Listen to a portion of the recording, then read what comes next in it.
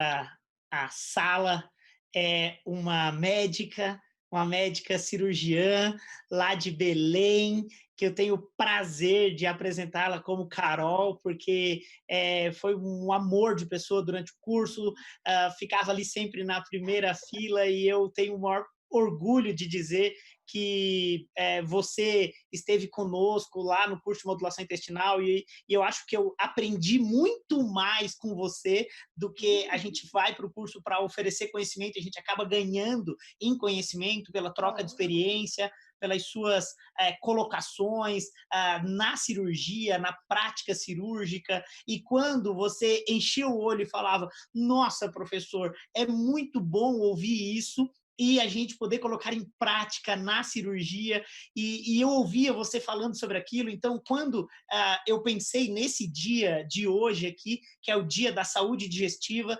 você foi uma das primeiras pessoas que eu pensei, também por ter feito a modulação intestinal, por acreditar que a alimentação no momento cirúrgico faz a diferença. Então, hoje o nosso papo, a nossa conversa aqui, você também preparou alguns slides, eu vou compartilhar, sobre cuidados no pré e pós das cirurgias do trato gastrointestinal. Então, estamos no Dia Mundial da Saúde Digestiva e quando a cirurgia é necessária, o que cuidar, né? Por que cuidar? E aí também, lá no final, no seu último slide, que você colocou um guideline, nós também preparamos aqui um QR Code para quem quiser e puder baixar, já vai poder baixar na hora.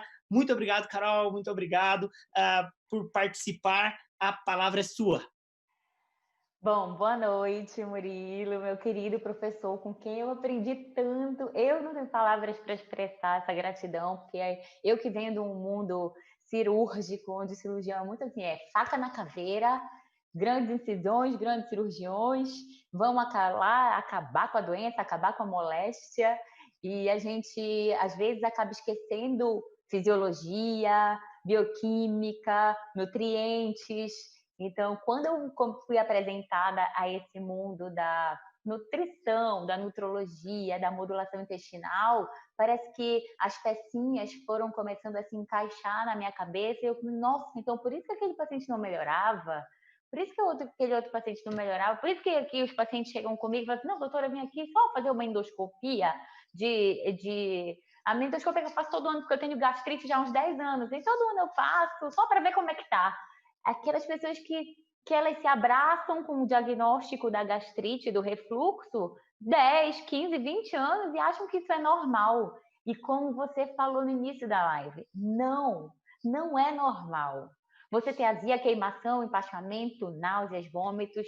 Então, quando a gente. Vamos falar agora das cirurgias. Isso. É, o que eu aprendi? Que o estado nutricional do paciente e a imunonutrição influenciam diretamente no resultado cirúrgico. Então, os meus resultados hoje são outros depois que eu aprendi sobre nutrição e imunonutrição. E aí a gente tem o que é um guideline do Colégio Americano de Cirurgiões que foi adaptado para o Colégio Brasileiro de Cirurgiões e do Colégio Brasileiro de Cirurgia Digestiva. Esse programa se chama nos Estados Unidos Strong for Surgery, que é forte para a cirurgia. E ele é baseado no Brasil é o Programa Impacto Positivo, e ele é baseado em 4 pilares. O principal é a nutrição pré-operatória. É o número 1, que a gente vai destrinchar um pouquinho depois, mas também interrupção do tabagismo por no mínimo 4 semanas, porque influencia na cicatrização das cirurgias, otimização de controle glicêmico. Então, eu fico muito feliz quando eu vejo aqui a gente falando de resistência insulínica, né? Fala obesidade, resistência insulínica, LPS, então Life Receptor, microbiota. Então, quando essas pecinhas vão se encaixando, é muito lindo, né? Revisão dos medicamentos em uso. E então, anticoagulantes, antipertensivos, hipoglicemiantes, tudo isso é revisado para ver. Então, eu vou falar logo um pouquinho em português. O que é importante a gente saber? São algumas perguntas nesse checklist. Então, e as respostas são muito simples, sim ou não. Então, a gente vai ver, IMC abaixo de 19, sim ou não? Perda de peso não intencional nos últimos 3 meses? Sim ou não? Perda de apetite com menos de 2 refeições por dia? Sim ou não? Incapacidade de se alimentar pela via oral? Sim ou não? Às vezes, principalmente pacientes oncológicos têm disfagia, entalo, vômito. E exame de laboratório, um principal, que eu coloquei um slide da albumina, é muito importante, principalmente cirurgias de grande porte do aparelho digestivo, para câncer, cirurgia bariátrica, a gente vê os níveis de albumina abaixo ou acima de 3,5 e se a cirurgia terá ou não anastomose, sim ou não. Então, as respostas são muito simples. Se você responder sim, para qualquer uma dessas perguntas no questionário, você tem uma indicação de solicitar a avaliação de uma equipe multidisciplinar de terapia nutricional para fazer o suporte pré-operatório desse paciente, tá bom? E é aí que a gente casa. É aí que a gente casa. Então, existem várias revisões, ensaios clínicos randomizados e revisões sistemáticas analisando imunonutrição e cirurgia do trato gastrointestinal. Eu mandei aí para ti o compêndio, mandei o PDF para compartilhar com todo mundo. E esses estudos a gente tem resultados muito importantes. Esse é o slide da albumina que mostra, por exemplo, o índice de complicações, principalmente relativos a fístulas das anastomoses nas cirurgias coloretais e outras complicações. Então, quando a albumina abaixo de 2, complicação muito alta. A albumina normal, índice de complicação muito baixo. Então, no geral, o que a gente tem como conduta depois dessa indicação? Suporte nutricional oral ou enteral, preferencialmente. Por último, o parenteral, por no mínimo 7 a 10 dias no pré-operatório.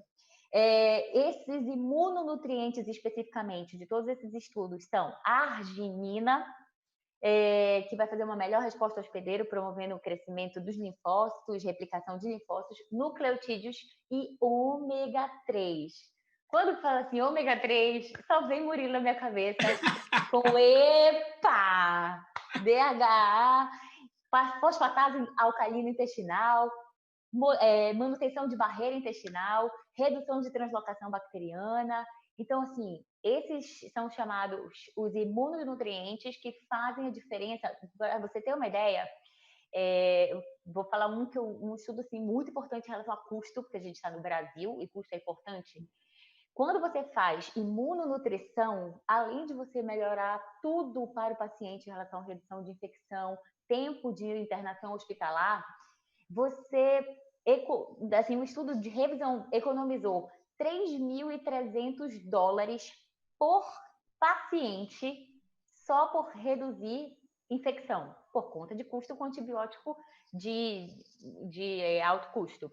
E $6.000 por paciente só reduzindo o tempo de internação hospitalar devido aos melhores resultados no pós-operatório. Então, assim, integração de equipe multidisciplinar, evitar longos períodos de jejum no nosso pós-operatório, introduzir a alimentação o mais precoce possível, fazer controle glicêmico e sempre andar de mãos dadas. Eu queria deixar aí também os meus contatos para quem quiser todos os artigos que eu utilizei para esse bate-papo. Vai ficar à disposição do Murilo para colocar lá no site. Carol, muito obrigado. Obrigado por você compartilhar aqui o seu conhecimento. Obrigado por você deixar um pouquinho do seu tempo aqui para nós também, colocar com bastante, acho que clareza e documental, né? O guideline que você citou, a gente deixou aqui com o QR Code para que as pessoas possam aproximar o celular. Gente, não é aproximar o celular para fazer doação, não é para nada, não, é para baixar o paper. Baixou o paper lá na hora, tá? Obrigado pela presença de todos, obrigado, Carol, deixa aqui os seus contatos e com certeza vai ficar tudo bem. Eu tenho certeza que você está na linha de frente aí, o Estado está passando por uma situação que eu acho que o pior já passou e agora vamos para pensar em coisa boa. Muito obrigado. Modulação nível 2. Amém. Em outubro estamos juntos. Tchau, beijo. Tchau, beijão. Tchau.